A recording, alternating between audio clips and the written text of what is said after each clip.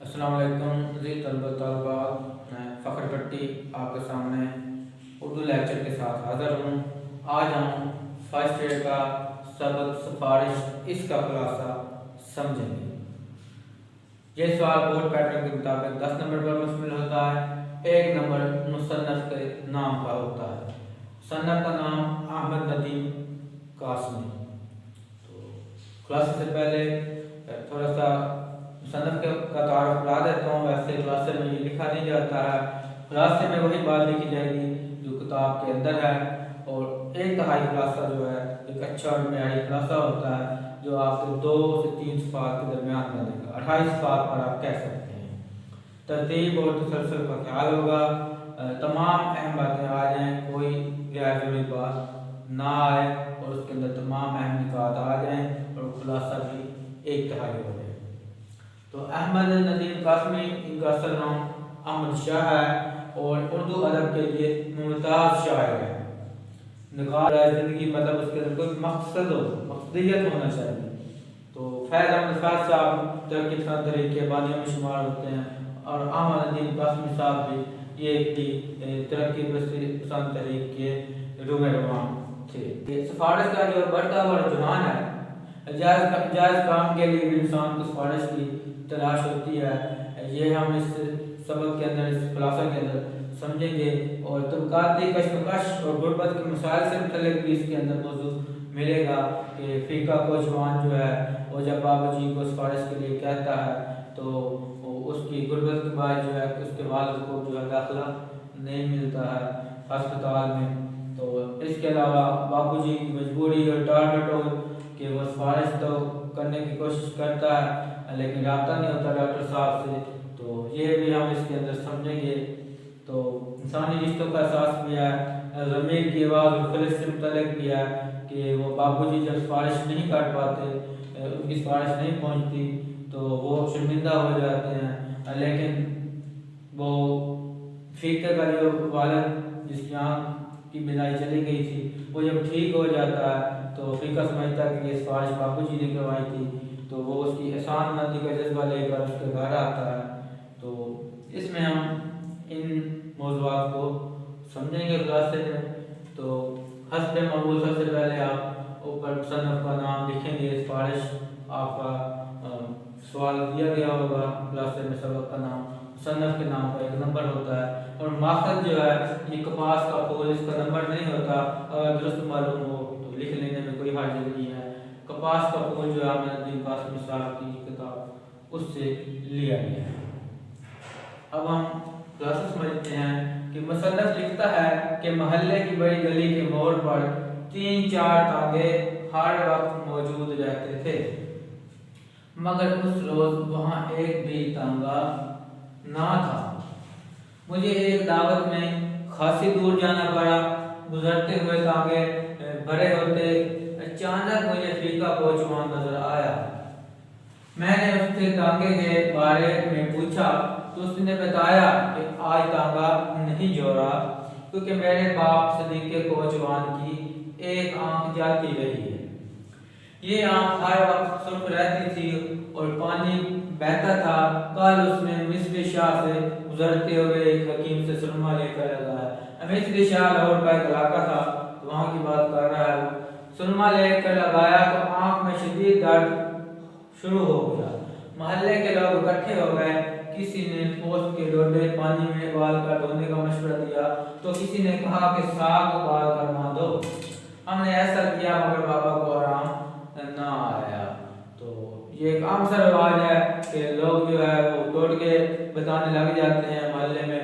अगर किसी के साथ कोई मसला पेश आ जाए तो वो फिर लोग जो है, जो सादा से लोग होते हैं, वो हर तरह का टोटका आजमाते हैं। तो लेकिन लोगों ने मशवरे तो लिया लेकिन बाबा को आराम ना आया। हम बाबा को मीरू अस्पताल ले गए।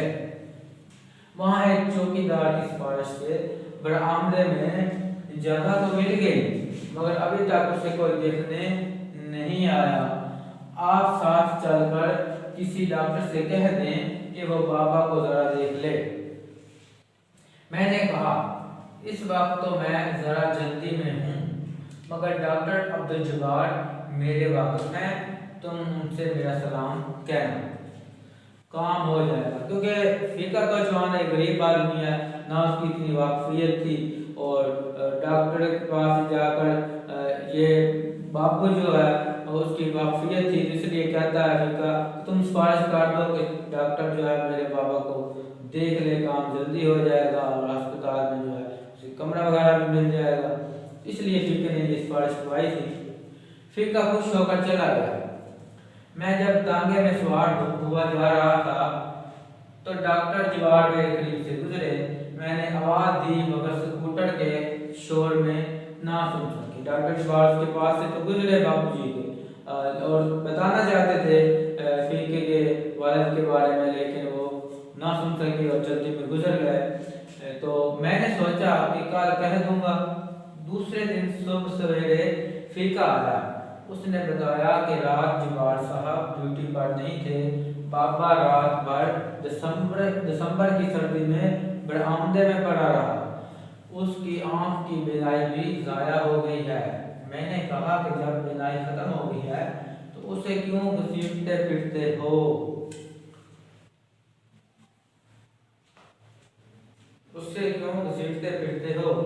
مگر فقہ آس لگائے بیٹھا تھا کہ شاید اس کے باپ کی بینائی لوٹ آئے۔ آپ کو میں نے بتایا تھا سبق کے تعارف میں بھی کہ یہ رشتوں کا احساس ہوتا ہے کہ دیکھیں بے شک امید نہیں تھی، امید کم تھی، لیکن پھر بھی وہ اس امید پہ تھا کہ شاید یہ بینائی لوٹ آئے، لیکن اپنے بابا کو جو ہے اس طرح آنکھوں سے بالکل جو ہے بے نور نہیں دیکھ سکتا تھا۔ غریب ہونے کے باوجود فقہ مسلسل توقع میں تھا۔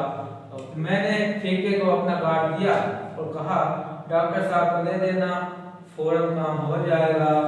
فقہ شکریہ ادا کرتے ہوئے چلا گیا۔ اب ایک بار پھر بابو نے یہ کوشش کی کہ چلو میں کارڈ پہ لکھ دیتا ہوں اور ڈاکٹر صاحب کو مل جائے گا تو اس کا کام جلدی کر دیں گے۔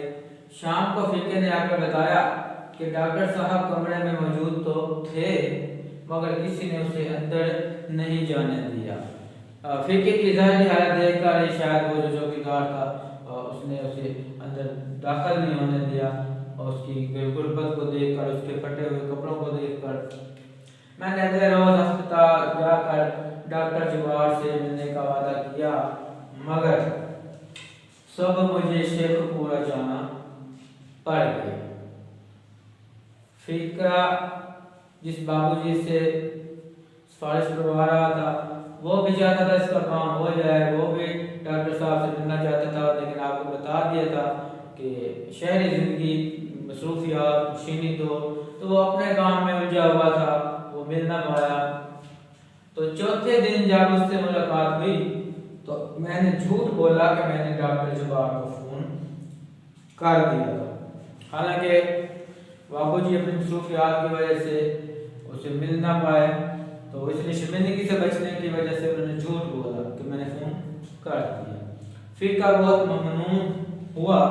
اگلی صبح فقہ نے آ کر بتایا کہ اس کے بابا کو کوٹ لکھپت کے گاؤں بھیج دیا گیا ہے، وہاں آنے جانے میں اچھا خاصا خرچ ہو جاتا ہے، آپ اس کی واپسی کے لیے سفارش کر دیجئے۔ میں نے آپ اس کی واپسی کے لیے سفارش کر دیجئے۔ میں نے فون کیا مگر جوار صاحب نہ ملے، ایک بار پھر انہوں نے کوشش کی مگر رابطہ نہ ہو سکا۔ 5-6 روز بعد فقہ ملا تو اس نے میرا شکریہ ادا کیا کہ بابا واپس بھی آ گیا ہے اور اس کا آپریشن بھی ہو گیا ہے، جمعہ کو پٹی کھلنے والی ہے۔ ہسپتال جا کر جمعہ کو پٹی کھلنے والی ہے۔ جمعے کی شام کو فقہ آیا اور زار گزار ہونے لگا کہ اب دوسری آنکھ بھی خراب ہو گئی ہے۔ میں نے فوراً ڈاکٹر عبد جوار کو فون کیا مگر وہ نہ ملے۔ میں نے وعدہ کیا کہ میں خود کافی دنوں کے بعد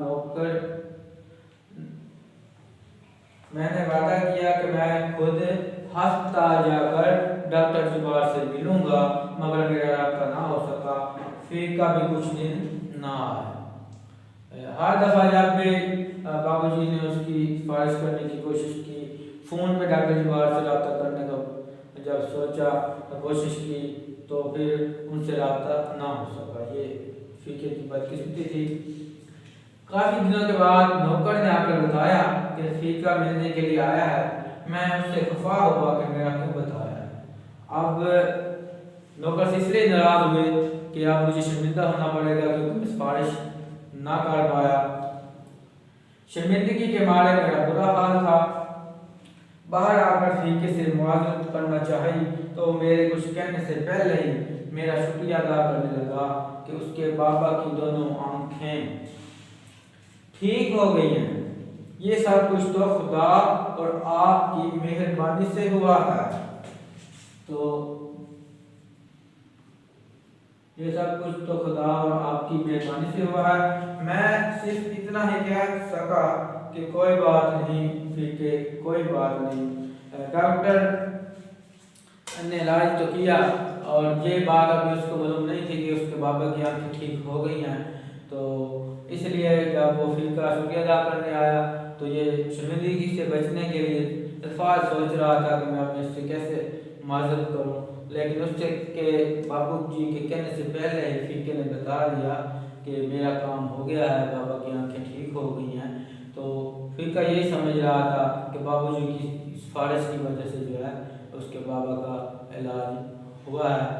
تو جب بابا جی نے اس کے یہ الفاظ سنے تو فوراً انہوں نے اپنا رویہ بدل لیا اور وہ کچھ نہ کہہ سکے اور کہا کوئی بات نہیں فقہ، کوئی بات نہیں، تو اس طرح وہ شرمندگی سے بچ گئے۔